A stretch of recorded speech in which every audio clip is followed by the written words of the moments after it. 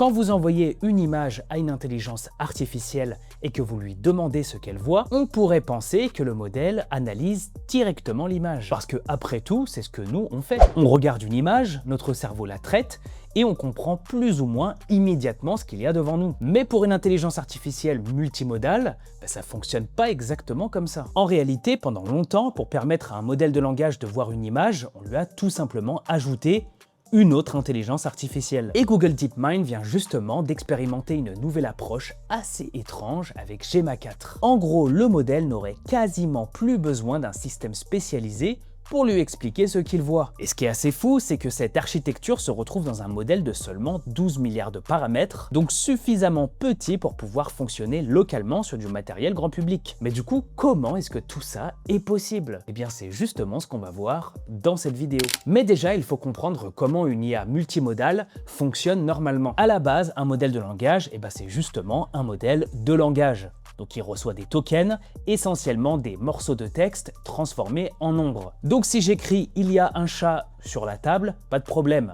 Le modèle sait traiter cette information. Mais disons que je ne lui écrive pas la phrase et que je lui donne directement la photo d'un chat. Eh bien là, on a un problème, parce qu'une image, c'est des pixels. Le modèle de langage, lui, n'a absolument aucune idée de ce qu'il est censé faire avec ces pixels. La solution utilisée traditionnellement consiste donc à placer un autre réseau neuronal devant lui. Pour les images, on peut par exemple utiliser ce qu'on appelle un Vision Transformer. Son travail consiste à analyser l'image et à en extraire des caractéristiques compréhensibles par le reste du système. Ensuite, un adaptateur permet de transformer ces informations dans un format compatible avec le modèle de langage. Donc en simplifiant énormément, on pourrait imaginer une sorte de traducteur. Vous avez votre modèle de langage d'un côté, vous lui donnez une photo, mais au lieu de regarder directement cette photo, il demande d'abord à un spécialiste de la vision de l'analyser et de lui transmettre une représentation qu'il pourra comprendre. Et si maintenant vous voulez lui donner des oreilles, c'est le même problème. Vous ajoutez un encodeur audio spécialisé qui va traiter le signal sonore avant de transmettre le résultat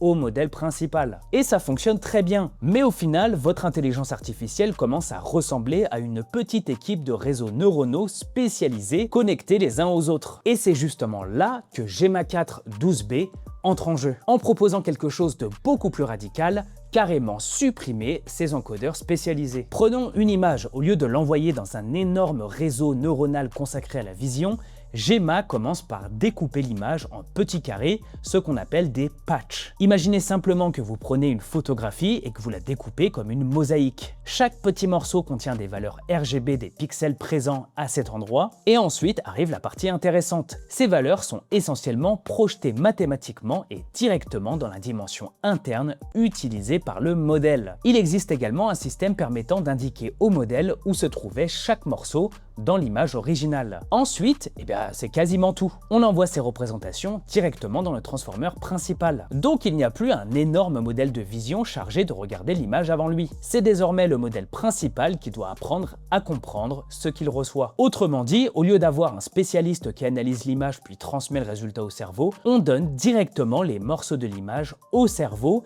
et on lui dit « débrouille-toi avec ça ». Et du coup, pour le son, c'est le même principe. Le signal audio est découpé en toutes petites tranches de 40 millisecondes. Chaque tranche contient les valeurs du signal sonore et encore une fois, ces informations sont projetées dans l'espace utilisé par le modèle avant d'arriver directement dans le transformer. Donc le texte arrive dans le transformer, l'image arrive dans le transformer, l'audio arrive aussi dans le transformer, et c'est ce même réseau qui doit progressivement apprendre les relations entre tout ça. Si vous lui montrez suffisamment d'images de chiens associées au concept de chien, le modèle doit apprendre lui-même que certaines configurations de pixels correspondent à ce concept. Et donc vous l'aurez compris, c'est le même principe avec la parole. Le transformer doit apprendre que certaines structures dans le signal sonore correspondent à certains sons, certains mots et finalement certaines significations. Et cette architecture est réellement fascinante, parce que là, la frontière entre perception et raisonnement commence à devenir beaucoup plus floue. Normalement, on pourrait grossièrement séparer les deux. Un réseau voit, un autre écoute.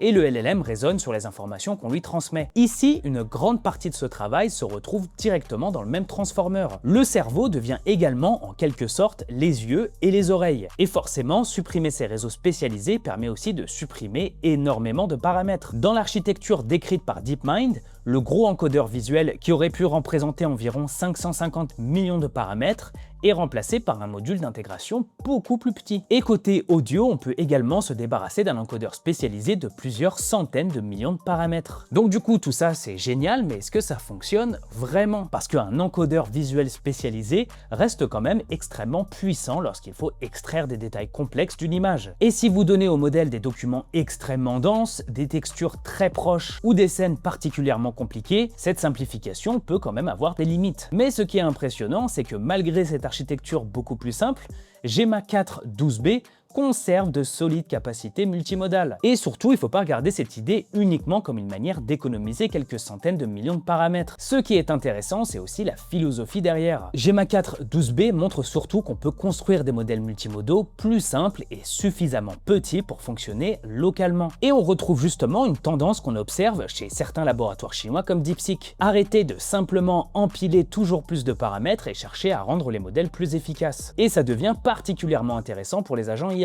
Un agent doit pouvoir lire du texte, regarder une interface, comprendre des images ou de l'audio, puis agir. Si toutes ces informations peuvent être traitées directement par le même transformer, on obtient une architecture beaucoup plus unifiée, particulièrement adaptée aux futurs agents locaux. Du coup, en conclusion, Gemma 4, ça signifie pas forcément que tous les modèles vont abandonner leur encodeur spécialisé, parce que ce genre d'architecture ont quand même d'énormes avantages. Mais cette expérience, moi personnellement, je la trouve fascinante. Là, ça prouve que parfois on peut prendre seulement un seul cerveau, lui donner du texte, des pixels, du son, et le forcer à apprendre à comprendre tout ça par lui-même. Voilà les nerds, c'était un sujet passionnant, je suis très heureux de vous avoir fait cette vidéo. Un grand merci à tous ceux qui s'abonnent, on arrive presque aux 30 000 abonnés, c'est incroyable. Sur ce, je vous fais de gros bisous, on se revoit très vite, ciao.